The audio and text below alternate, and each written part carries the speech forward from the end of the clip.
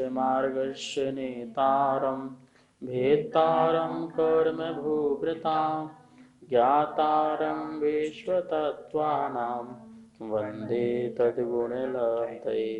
तत्वार्षोत्तर परम मांगलिक ग्रंथ है। आचार्य कुंद के पट्ट शिष्य आचार्य उमा स्वामी द्वारा विक्रम की प्रथम शताब्दी में इसे लिखा गया। संस्कृत भाषा है, सूत्रात्मक शैली है, 10 अध्यायों में विभाजित है। 10 अध्यायों में 7 तत्वों का वर्णन है। हम सभी लोग द्वितीय अध्याय में जीव के भाव, जीव का लक्षण, जीव के जन्म आदि के भेद और उनके शरीर आदि का अपन वर्णन पढ़ रहे थे। देखा था अपन ने कि 5 प्रकार के शरीर होते हैं: औदारिक, वैक्रियक, आहारक, तेजस और कारमण। अब हम सभी लोग 4 शरीर को पढ़ चुके हैं, 4 शरीर के स्वरूप के बारे में। अब हम कारमण शरीर के बारे में पढ़ेंगे। उसके पहले एक बार बोर्ड पर नज़र डालते हैं और फिर कारमण शरीर के बारे में आज समझते हैं। तो अध्याय दूसरे का 36वां नंबर सूत्र पढ़ रहे थे अपन। औदारिक, वैक्रिका, हारक, तेजस, कारणानि शरीराणि। 5 प्रकार के शरीर: औदारिक, वैक्रिक, आहारक, तेजस और कारमण। अपन ने ये औदारिक पढ़ा था, स्थूल शरीर। उससे भी सूक्ष्म वैक्रियक शरीर जो अनेक प्रकार की विक्रिया कर सकता है। मुनिराज के लिए होने वाला शरीर आहारक शरीर, और यह दीप्ति, कांति आदि प्रदान करने वाला तेजस शरीर। और आज अपन पढ़ेंगे कारमण शरीर। 5वां नंबर का जो शरीर है कारमण शरीर है। ये सब शरीर का कारण है, मूल कारण है कारमण शरीर, जिसके कारण अन्य शरीर की उत्पत्ति आदि होती है। आइए अपन इसके बारे में आज इसको देखते हैं। कारमण शरीर जो है हमारा मूल शरीर है। जैसे बीज अनेक प्रकार के फलों को देता है, बीज मूल कारण होता है, उससे पेड़ बनता है, फूल आते हैं और अनेक फल की प्राप्ति होती है। बीज एक है और अनेक फलों की प्राप्ति होती है।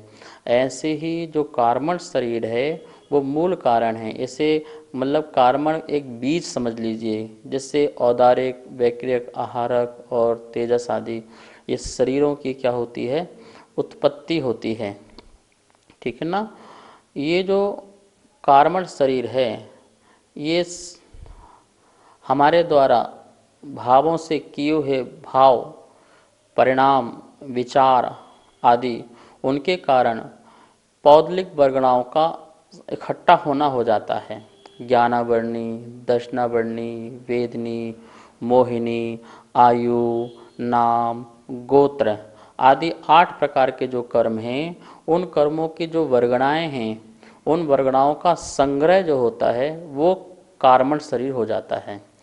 व्यक्ति अपने जीवन में जितने भी शुभ विचार, अशुभ विचार आदि करता है, उससे इस कारमण शरीर का निर्माण होता है। हमारे जितने भी अच्छे बुरे जो भी परिणाम हैं, उन परिणामों के कारण एक ऐसे कर्म की वर्गणाएं हमारे पास आत्मा के सन्निकट स्थित हो जाती हैं और कर्म रूप में परिवर्तित हो जाती हैं।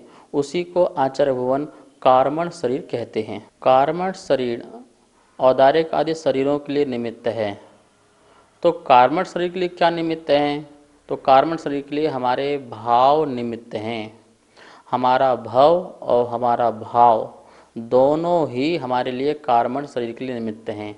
इसलिए भव और भाव की शुद्धि होने पर ही कारमण की अभाव होता है। यदि कारमण कर्म को हमको अभाव करना है, क्षय करना है, तो हमारा भाव शुद्ध होना चाहिए और हमारा भाव भी शुद्ध होना चाहिए। जब ये दोनों शुद्ध होंगे तो हमारा कारमण कर्म क्या हो जाएगा, वो नष्ट हो जाएगा। तो कारमण कर्म कैसे आते हैं? तो वो हमारे आश्रव से आते हैं। आश्रव उसके लिए निमित्त है। तो हम कैसे आश्रव करते हैं? राग पूर्वक, द्वेष पूर्वक, मोह पूर्वक ऐसे विचार करते हैं। प्राणी के व्यक्तियों के जितने भी वचन व्यवहार है, क्रिया है और हलन चलन है, उठना बैठना है, जो भी उसकी प्रवृत्ति है या जो भी संस्कार हैं, ये सारे के सारे कारमण शरीर को पैदा करते हैं। हमारे जितने भी शरीर संबंधी संस्कार हैं और आत्मा के जितने भी विचार हैं शुभ अशुभ, ये सभी के कारण कारमण शरीर के खाते में आश्रय होता रहता है। कारमण शरीर का ऐसा खाता है जहाँ पर हम कुछ भी करेंगे वहाँ पर कर्म का आश्रय हो जाएगा, किसी भी प्रकार का कर्म का आश्रय हो जाएगा। वैसे तो जिस जिस तरह हमारा अभिमुख ज़्यादा होता है, जिस कर्म की ओर, जिस आश्रय की ओर हमारे परिणाम ज़्यादा होते हैं, वो कर्म मुख्यता से ज़्यादा बनता है, लेकिन उसका अंश सभी कर्मों में थोड़ा थोड़ा सब में पहुँचता है। जैसे हम भोजन करते हैं तो उस भोजन में जो चीज़ ज़्यादा मात्रा के प्रति हमारी रुचि है, तो वो भोजन तो वो ज़्यादा अपना फल देगी देगी, लेकिन उसके में जो और कुछ भी अपन ने लिया है साथ में या रस है, वो अन्य पार्टों में भी जाता है, हड्डी में भी जाता है, खून में भी जाता है, चमड़ी में भी जाता है, वायु में जाता है, तो अन्न अन्न में भी अन्य अन्य प्रकार से परिवर्तन देखा जाता है। भोजन एक जो है वो शरीर के हर स्थान पर पहुंचता है, लेकिन एक स्थान पर भाग ज़्यादा पहुंचता है। ऐसे ही हम जिस तरह हमारा कर्म का प्रति झुकाव होगा, वो कर्म तो ज़्यादा बंधेगा, ठीक है ना, लेकिन वो आश्रय जो हुआ है वो अन्य कर्मों में भी डिवाइड करता है, अन्य कर्मों में अपना अपना द्रव्य पहुंचाता है। तो इस प्रकार से कार्बन शरीर के बही खाते में सब कुछ वही पहुंच जाता है जो हम पहुंचाते हैं। जैसे एक मैनेजर है, वो क्या लिखेगा, आय व्यय लिखेगा, जो आया है और जो जा रहा है। वो अपनी मर्जी से कुछ करता नहीं है, जो सामान आया उसका आय लिख दिया, जो गया उसका व्यय लिख दिया। ऐसे ही कार्बन शरीर है कि आपने जो कुछ किया आश्रय, वो कर्म का आश्रय आकर के यहाँ बैठ गया, और फिर उसकी निर्जरा होने लगी तो वो व्यय भी बता देगा। तो इस प्रकार से कार्बन शरीर के बही खाते से कुछ भी चूकता नहीं है, ठीक है ना। यदि हम इसको समझना चाहें तो कार्बन शरीर कैसा है, एक टेप रिकॉर्डर की तरह है। जो कुछ भी टेप किया वो रिकॉर्ड हो गया। अब हमारे पास जो कुछ भी माल आएगा जो रिकॉर्ड में है, वही हमारे सामने निकल करके आएगा। तो टेप रिकॉर्डर में सब कुछ टेप होते जा रहा है। ऐसे ही कार्बन शरीर की जो लेयर हैं उसमें और भी कर्म के समूह जो हैं बनते जा रहे हैं, नवीन नवीन कर्म आते जा रहे हैं, और फिर वो पक जाने के बाद या उनकी स्थितियां आबादा काल निकल जाने के बाद वो अपने अपने धीरे धीरे निर्जरा करके कर्म बाहर जाते रहते हैं। तो ये आना और जाना चलता रहता है, लेकिन इसका प्लेटफॉर्म कौन है, वो कार्बन शरीर है। यह कार्बन शरीर ही औदारिक नाम कर्म शरीर को पैदा करता है, ये वैक्रिक शरीर को पैदा करता है, आहारक शरीर को, तेजस शरीर को। तो चारों शरीर का जो जननी है वह कार्बन शरीर है। इसलिए इस कार्बन शरीर के अभाव होने पर ही हमारी मुक्ति संभव है। हमें इस मुक्ति को प्राप्त करना है तो हमें आश्रय तत्व आदि को समझना चाहिए। हमें ऐसे कार्य नहीं करना है जिससे कर्म का आश्रय आना चालू रहे। जब तक हम संबर और निर्जरा के कार्य नहीं करेंगे, कर्मों के आने को बंद नहीं करेंगे, और जो रखे हुए हैं जो कर्म उनको निकालने की कोशिश नहीं करेंगे, तब तक हम कुछ भी, हमारी मुक्ति संभव बिल्कुल भी नहीं है। नमोस्तु गुरुदेव। कार्बन शरीर दिखाई देता है? कार्बन जो शरीर है वह अत्यंत सूक्ष्म परमाणुओं से बना हुआ है। उसके जो स्कंध जो हैं अत्यंत सूक्ष्म हैं, जो हमारे इंद्रिय गम्य नहीं हैं। हाँ, अवधि ज्ञानी, मन पर ज्ञानी, केवल ज्ञानी, जो इंद्रिय से परे अतीन्द्रिय ज्ञान से इसका तो जानना संभव है, लेकिन जो इंद्रियों के द्वारा जानना बिल्कुल भी असंभव है। इसलिए हमारे लिए कार्बन शरीर हमको दिख नहीं सकता है। औदारिक शरीर तो हमको दिख जाता है, वैक्रिक शरीर भी यदि यहाँ पर अदृश्य रूप से हो तो वो भी हमको नहीं दिखता है, और दृश्य रूप से यदि कोई देव आता है तो दिख सकता है। आहारक शरीर भी हमको नहीं दिख सकता है, वो भी सूक्ष्म सूक्ष्म स्कंधों से बना हुआ है। स्कंद जो ऐसे भी होते हैं कि जो दिखे बड़ा पर उसका स्कंद सूक्ष्म भी हो सकता है, तो वो हमको दिखने में नहीं आता है, ठीक है ना। तो इस प्रकार से कार्बन जो शरीर है वो हमारे दिखने में नहीं आता है। हमारे हर भाव, हर पल और हर क्षण की समस्त घटनाएं अर्थात कर्म रिकॉर्ड है, और वो रिकॉर्ड जो है वो कौन सा है, वो कार्बन शरीर। इस कार्बन शरीर के पास हमारे हर भाव की, कितने भाव हमने, कितना भाव बीत लिया, जहाँ तक कि असंख्यात असंख्यात भाव का, आगे के भावों का पूरा रिकॉर्ड है इसके पास। हर पल का, हर क्षण का रिकॉर्ड है कि कब कैसे कर्म का उदय आएगा, कब कैसे कार्य होगा, तुम क्या करोगे। इन सब का रिकॉर्ड यदि किसी के पास है तो वह कार्मण शरीर के पास है। सोचिए, यह कार्मण शरीर आत्मा के बहुत सन्निकट है। आत्मा के असंख्यात प्रदेश और एक एक प्रदेश में अनंत अनंत कर्म प्रदेश, और एक एक अनंत प्रदेश में, एक एक अनंत प्रदेश में अनंत अनंत कर्म परमाणु, ऐसे कार्मण शरीर मौजूद हैं। मतलब कार्मण शरीर का जो मेन स्विच है हमारे पास बहुत निकट है, उसकी जो बटन है, जो मेन स्विच है हमारे पास है, बिल्कुल बहुत निकट है, लेकिन फिर भी हम उसका प्ले नहीं कर सकते, उसको हम फॉरवर्ड नहीं कर सकते, हम उसको रिवाइंड नहीं कर सकते हैं। सब कुछ होते हुए भी हम उसमें कुछ कर नहीं सकते हैं। हम क्या कर सकते हैं, सिर्फ अपने भावों को कंट्रोल कर सकते हैं। जो हमारे कंट्रोल में है वही हमारे पास है, और बाकी हम क्या कर सकते हैं। एक जीव का औदारिक नाम कर्म का उदय आया और उसका शरीर का निर्माण हो रहा है, तो वो जीव उसमें क्या कर सकता है। जैसा शरीर बनना है वो बन के रहेगा, जैसा रिकॉर्ड में था वही तो निकल के आएगा, और उसमें वो कुछ भी नहीं कर सकता। माँ चाहे कि मैं गर्भ में बच्चे का अच्छा नाक, अच्छा चेहरा, अच्छा शरीर बना लूँ, सुंदर बना लूँ, तो वो नहीं कर सकती। उस कारण शरीर में कोई छेड़छाड़ नहीं कर सकती है। वो कारण है, वो निमित्त है, और उसके निमित्त से बहुत सारे परमाणु शरीर रूप उत्पन्न होना है, अन्नकार होने हैं। तो कितना देखिए, कितने निकट होते हुए भी, आत्मा के सन्निकट बिल्कुल सन्निधि में होते हुए भी कार्बन शरीर की जो बटन है, उसकी स्विच है, वो हमारे पास नहीं है, और हम उसमें कोई हेर फेर बदल नहीं कर पाते हैं। हाँ, अपने भावों में हेर फेर जरूर कर सकते हैं। जैसे अरहंतों ने अपना कंट्रोल किया है, ऐसा अतीन्द्रिय ज्ञान वाले जो जीव हैं वो उसमें कंट्रोल कर सकते हैं। इंद्रिय ज्ञान वाले कंट्रोल नहीं कर पाते हैं। अतीन्द्रिय ज्ञान में हमको जाना पड़ेगा, आत्मस्थ होना पड़ेगा, ध्यानस्थ होना पड़ेगा, कंट्रोल पावर फिर हमारे पास आए, और फिर हम क्या करें, इन समस्त कर्मों की निर्जरा करना प्रारंभ करें। हम अपने भावों को रोकें। अपने भावों को रोकने का मतलब है अशुभ भावों को रोकें, शुभ भावों को भी कंट्रोल करें, और समता वीतराग रूप परिणाम ला करके शुद्धता में दृष्टि दें, शुद्धता का ध्यान करें, जिससे हमारे जो कार्मण शरीर है वो क्या हो जाए, नष्ट हो जाए। ठीक है ना। इस प्रकार से यह कार्मण शरीर को अपन ने थोड़ा बहुत यहाँ पे समझा। अब अपन स्लाइड के माध्यम से इसको समझते हैं। कार्मण शरीर, अब आपको यहाँ पे लिखा दिख रहा होगा स्लाइड में, कार्मण शरीर क्या लिखा हुआ है, ज्ञानावरणादि 8 कर्मों का स्कंद। क्या बोल रहे हैं, ज्ञानावरणादि 8 कर्मों का स्कंद। स्कंद क्यों बोल रहे हैं कि बहुत सारी वर्गणाओं का समूह को स्कंद कहते हैं। अनंत अनंत परमाणुओं के समूह आदि को वर्ग वर्गणा आदि कहते हैं। वर्गणा के समूह को स्कंद कहते हैं। स्कंद बहुत बड़ा, बहुत स्थूल हो गया, ठीक है ना। फिर भी स्थूल होते हुए भी हमारे दृष्टिगोचर नहीं है, ठीक है ना। कोई ज़रूरी नहीं है कि स्थूल चीज़ हो और हमको दृष्टिगोचर भी हो, ऐसा ज़रूरी नहीं है। तो इस प्रकार से अपन यहाँ पे देखिए कि ये 8 कर्म जो हैं, जो आप सब लोग जानते हैं, ज्ञानावरणी।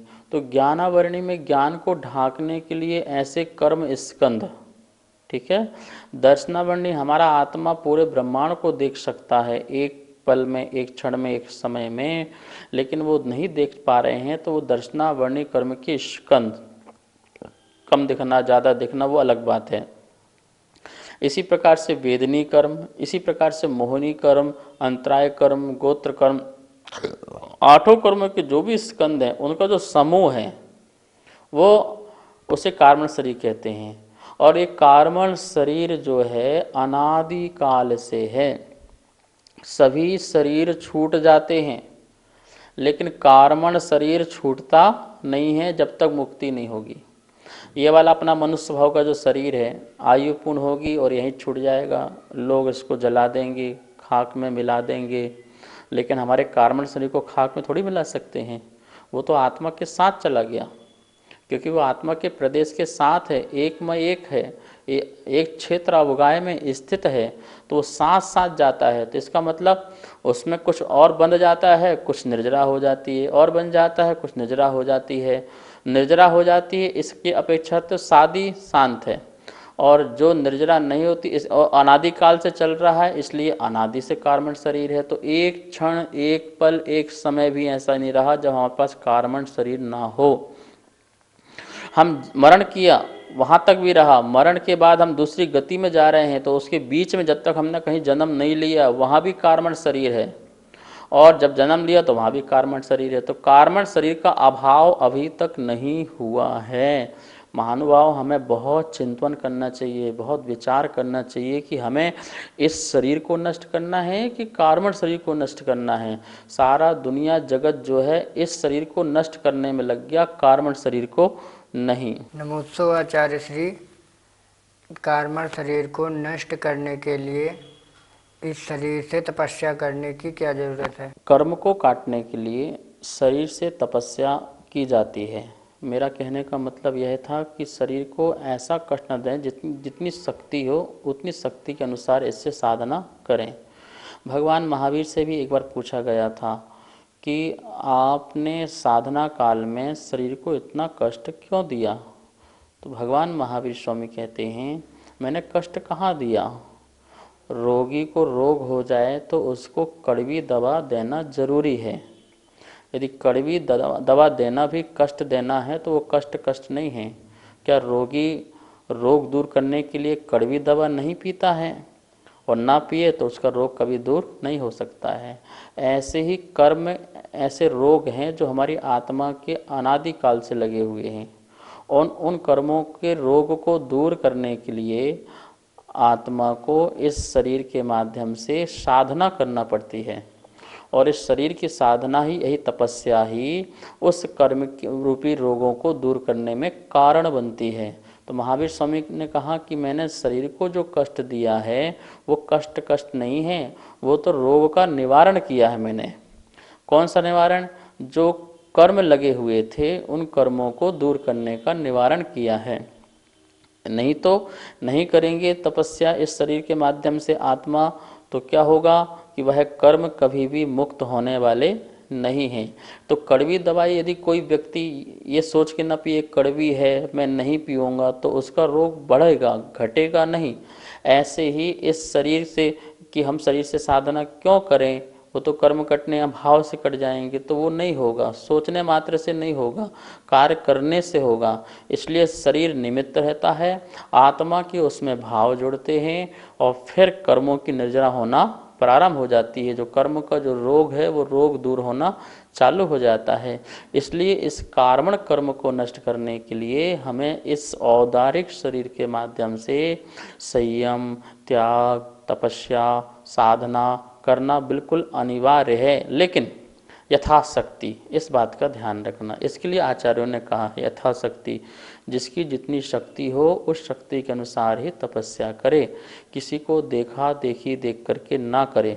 नाव में उतना ही वजन लादना जिससे नाव पानी में ना डूबे, और उतना कम भी वजन मत रखना कि तूफान आने पर नाव पानी में डूब जाए। बिल्कुल संतुलन बना के रखना।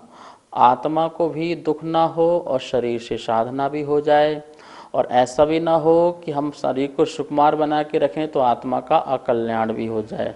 दोनों का बैलेंस बना करके हमें साधना मार्ग में बढ़ना चाहिए। किस काल में, किस द्रव्य में, किस क्षेत्र में कैसी साधना, कब साधना करनी है, इसका यथार्थ ज्ञान गुरुओं से लेकर के हमें आगे बढ़ना चाहिए। इस प्रकार से हम कार्मण शरीर की निर्जरा कर सकते हैं। ये बात निश्चित मानना कि कार्मण शरीर जब भी नष्ट होगा इस औदारिक शरीर आदि के निमित्त से होगा। इसलिए यह औदारिक शरीर हमारे लिए बहुत महत्वपूर्ण है, और इसकी स्थिति जब तक बनाए रखेंगे तब तक हमारी कर्म की निर्जरा चलती रहेगी। कोई व्यक्ति इस शरीर के साथ ज़्यादा छेड़छाड़ करता है तो बीच में अचानक अकाल मरण हो सकता है, और उस अकाल मरण से उसे क्या मिलेगा? फिर वो बेंतर आदि में जन्म ले लेगा तपस्या आदि के फल से, तो बैक्टीरियक शरीर मिल जाएगा। उस बैक्टीरियक शरीर के माध्यम से वो साधना नहीं कर पाएगा, असंयमी ही रहेगा।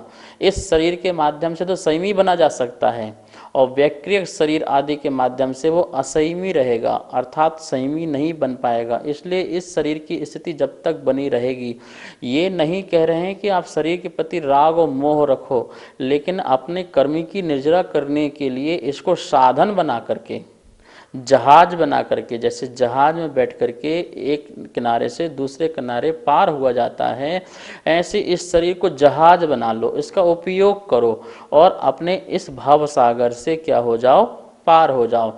इसके लिए हमें ऐसा पुरुषार्थ करना चाहिए। तो यहाँ देख रहे थे कार्मण शरीर, क्या लिखा है, 8 कर्मों के समूह को कार्मण शरीर कहते हैं। नीचे परिभाषा लिखी हुई है, क्या लिखा है, कार्मण शरीर नाम कर्म के उदय से जो शरीर होता है वह कार्मण शरीर कहलाता है। इसमें भी नाम कर्म का उदय होना जरूरी है। अब देखिए अपन ने जो 5 शरीर पड़े हुए हैं उसको यहाँ पे देखिए कौन कर्म है और कौन नो कर्म है। हम लोग बार बार सुनते हैं ना कि शरीर नो कर्म है, तो यहाँ पे समझ लेते हैं कौन सा शरीर नो कर्म है और कौन सा शरीर कर्म है। तो यहाँ पे लिखा हुआ है कर्म और नो कर्म। कर्म के नीचे लिखा हुआ है कार्मण शरीर। वस्तुतः कार्मण शरीर ही कर्म है, ठीक है ना। और नो कर्म, नो कर्म का मतलब क्या होता है, कर्म नहीं, अकर्म ऐसा नहीं, किंचित कर्म।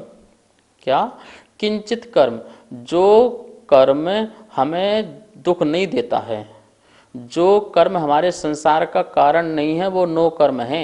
ध्यान रखना, नो कर्म हमें जबरदस्ती फल नहीं दे सकता है। फल देने वाला तो कर्म है।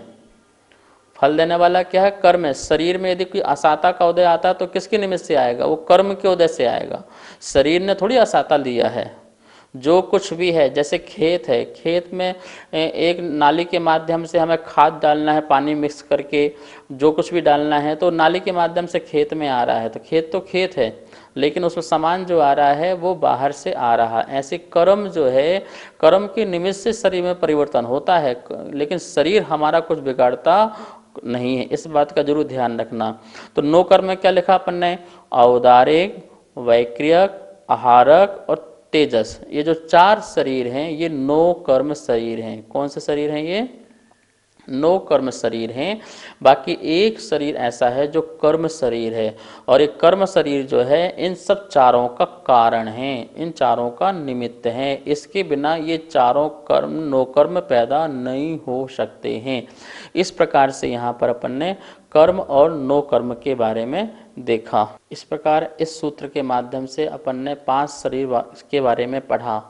शरीर संपदा भी है, शरीर पर्याप्ति भी है, शरीर वकुश मुनि भी होते हैं, और शरीर बंधन भी है, शरीर संघात भी है, शरीर आंगोपांग भी है। इस प्रकार शरीर के साथ आप सब कुछ जोड़ते जाइए।